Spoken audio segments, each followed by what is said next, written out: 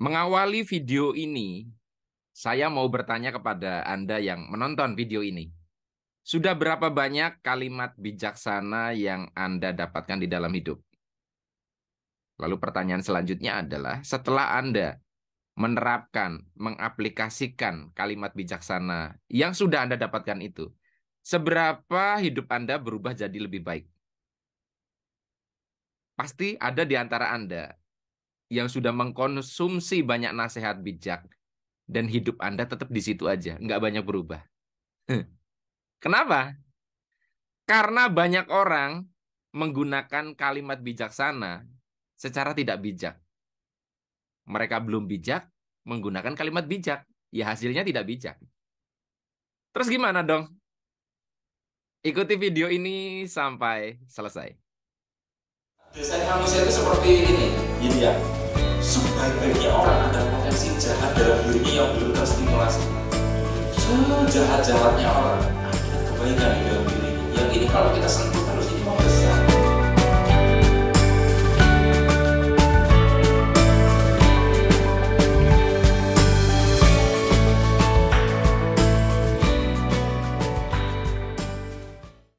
Assalamualaikum warahmatullahi wabarakatuh. Jumpa lagi kita berjumpa dengan saya Arif Rahutomo atau Arif RH dalam rekaman video iseng Reborn.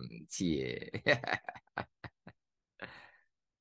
Ya, teman-teman semua, dalam video kali ini saya mau membahas tema judulnya agar kalimat bijaksana tidak menghancurkan hidup Anda. Wow.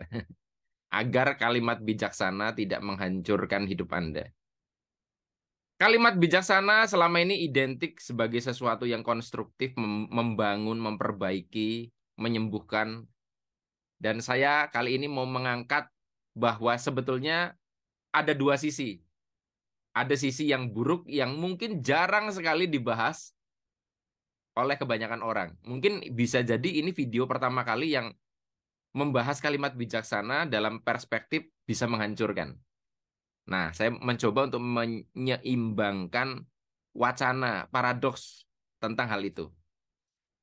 Namun sebelum ke situ, buat yang mungkin nanya-nanya kok lama nggak bikin video, ya karena saya sibuk ya. Banyak kegiatan offline juga, ada kelas dan sebagainya, ada pekerjaan-pekerjaan lain. Dan sebetulnya saya tidak berhenti membuat video atau tidak, kok nggak bikin-bikin video gitu loh. Karena saya tetap membuat video untuk member. Jadi kan ada video publik yang Anda lihat ini dan ada video untuk member. Jadi kalau Anda pengen lihat video member ya klik tombol join ya. Nanti ada prosedurnya. Jadi sesibuk-sibuknya saya ya saya harus menyempatkan untuk yang member. Tapi yang publik biasanya saya rada libur dulu sampai tenaga saya, suara saya memungkinkan untuk melakukan itu. Baik, ketika kita mendengar kata kalimat bijaksana, sebetulnya kalimatnya yang bijaksana atau apanya? Atau kalimat bijaksana itu karena kalimat itu keluar dari orang yang kita sebut bijaksana? Atau kalau kalimat itu kita pakai, kita jadi bijaksana? Mana tuh? Nah, terlepas dari pertanyaan tadi Anda jawab atau tidak, ada satu hal yang orang lupa bahwa apa sih bijaksana? Ya kalau kita cari apa asal mula kata bijaksana itu bisa terkait dengan definisi filsafat, filosofi, ya bisa kaitan dengan wisdom itu apa. Tetapi kalau dalam konteks video ini saya sederhanakan salah satu unsur dalam sebuah kebijaksanaan adalah ketika kita tahu apa yang paling tepat untuk saat ini dalam situasi ini. Saya ulangi ya. Seseorang itu dikatakan bijaksana kalau dia tahu, paham apa yang diperlukan untuk saat ini dalam situasi ini. Kenapa? Karena beda waktu, beda ruang, beda konteks, beda timing. Itu bisa jadi hal yang kita anggap tepat, jadi tidak tepat. Semacam kita itu mau nyebrang jalan, itu ketika Anda nanya saya, Mas, saya nyebrang baiknya kapan? Sekarang. Kemudian Anda menunda tidak melakukan itu, Anda bertanya lagi 5 menit lagi. Mas, sekarang jangan. Jawaban saya akan berubah. Kenapa? Karena ketika Anda nanya tadi, jalanan kosong. Ketika Anda nanya 5 menit kemudian, walaupun pertanyaannya sama, jalanan udah rame lagi. Sehingga saran saya yang tepat adalah bukan silahkan, tapi jangan. Nangkap ya? Nah, banyak orang tidak menyadari kalimat bijaksana itu sebetulnya juga seperti itu. Ketika Anda nanya kepada saya, Mas, baiknya saya harus gimana nih? Harus saya terima atau saya lawan? Nah, sebetulnya tidak ada yang lebih baik mana yang harus Anda pilih antara lawan atau terima. Saya kasih contoh begini. Ketika ada orang yang berpikir bahwa yang namanya kalimat bijaksana, anjuran-anjuran bijaksana itu kata terima, maafkan, cukup mendoakan, jangan melawan, dan sebagainya, ya ikhlaskan. Maka ini kalau tidak paham konteksnya, ini akan menjebak. Sekarang situasinya, ya kalau saya compare, ada nasihat lawan, hancurkan, musnahkan, jangan kasih ampun. Dari dua kalimat ini, mana yang menurut Anda kalimat bijaksana? Kemungkinan Anda akan menganggap bahwa ini kalimat bijaksana dan ini tidak bijaksana. Padahal kalau Anda mau mengingat sejarah ya, kenapa sih kita itu bisa terlepas dari penjajahan? Karena kita berperang, kita berjuang. Nah, ketika kita berperang, berjuang, apa sih kalimat yang pas? Lawan, hancurkan, jangan kasih ampun, kan gitu. Kau coba kalau misalkan dulu, maafkan, ampuni, jangan melawan, ikhlaskan saja, tidak usah tidak usah menyerang balik. Ya kita akan dijajah terus. Jadi konteksnya apa dulu nih? Anda sedang bertinju. Ini baiknya gimana, Pak? Terima saja. Ya nggak bisa gitu. Lagi bertinju ya Anda dipukul, menghindar pukul balik. Yang namanya juga situasinya sedang bertinju. Jadi sebetulnya Anda harus menyadari bahwa kalimat lawan, hancurkan, balas, serang balik. Ini tuh juga kalimat bijaksana. Yang tepat untuk situasi tertentu. Ini juga benar, ini juga benar. Nah, kesalahan kebanyakan orang menganggap bahwa ini bijaksana dan ini tidak. Ini yang akhirnya membuat banyak orang yang belajar ilmu pemberdayaan diri, akhirnya tuh banyak yang jadi permisif. Antri diserobot orang, ya sudah ikhlaskan saja. Loh, itu kalau dibiarkan, dipikirkan dampaknya secara sistemik, pembiaran Anda terhadap orang itu lama-lama akan membentuk karakter dia melanggar peraturan. Suatu saat dia akhirnya menjadi seorang koruptor. Anda ikut berdosa loh, membiarkan itu membentuk dia begitu. Jadi bijaksana itu Anda lihat situasinya. Misalnya, ini kalau tak biarin, apa dampaknya? Kalau saya tegur, apa dampaknya?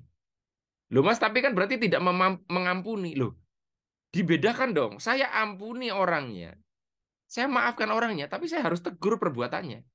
Karena kalau dibiarkan, dia nanti akan sistemik dampaknya. Kenapa sih buang sampah sembarangan sulit banget apa ya diatur di Indonesia ya banyak yang tetap buang sampah sembarangan tidak pada tempatnya. Karena terlalu permisif, ya sudah diterima aja, ikhlaskan saja, dibiarkan saja. Akhirnya apa? Akhirnya orang merasa bahwa itu nggak apa-apa. Padahal itu apa?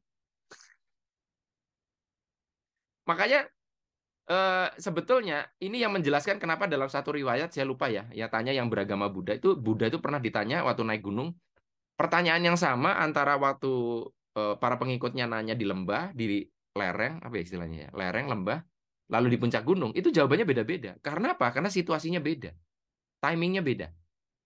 Nah sekarang, kalau Anda saat ini sudah mendapatkan nasihat-nasihat bijaksana, kok hidup Anda malah jadi hancur, maka yang salah sebetulnya bukan kalimat bijaksananya, yang salah bukan nasihatnya. Tetapi Anda tidak menempatkan penggunaannya sesuai timing dan sikon. Misalnya, Anda nanya, Pak, saya baiknya berarti harus bagaimana? Kamu harus banyak banyak mengeluarkan uang supaya mengalir. Nah, situasinya sedang nggak cocok untuk si nasihat itu. Situasi yang lebih tepat adalah Anda sedikit rem, Anda lebih hemat, Anda menabung. Tapi Anda masih menggunakan saran pertama, ya ciloko. Begitu juga kebalik. Harusnya Anda itu melakukan saran untuk mengeluarkan, ya. Sorry, harusnya Anda menggunakan nasihat lebih berhemat, lebih menabung gitu. Tapi situasi berubah, Anda harusnya lebih mengeluarkan. Anda masih pakai saran yang pertama, akhirnya malah memampatkan rezeki. Coba saran-saran apa yang selama ini sudah Anda dapatkan yang akhirnya membuat hidup Anda tidak progres-progres. Misalkan gini, ada kalimat motivasi. Kalau orang lain membicarakan kita di belakang, artinya kita berada di depan. Itu nggak salah, tapi terus dipikir gini loh. Kenapa setiap aku berada di sebuah komunitas, orang selalu membicarakan aku di belakang? Berarti ada yang salah dong. Apa yang salah? Bisa jadi yang salah bukan Anda. Berarti yang salah adalah sistem komunikasi di perusahaan itu tidak terbuka. Kalau ada jalur komunikasi yang benar, mereka nggak perlu ngomong di belakang. Mereka ngomongnya di forum sehingga terjadi perbaikan. Kan gitu. Nah, jadi teman-teman semua, salah satu hal yang harus dipahami ketika menggunakan kalimat-kalimat bijaksana adalah Anda harus jadi bijaksana dulu sebelum menggunakan kalimatnya. Kalimat bijaksana yang digunakan oleh orang yang sedang tidak pada kesadaran bijaksana, itu tadi tidak tepat konteks, tidak tepat timing. Justru kalimat bijaksana ini tidak lagi bijaksana. Kadang kita harus keras, tapi kadang kita harus lembut. Ada waktunya sendiri. Sama kayak misalkan Anda berhubungan seksual.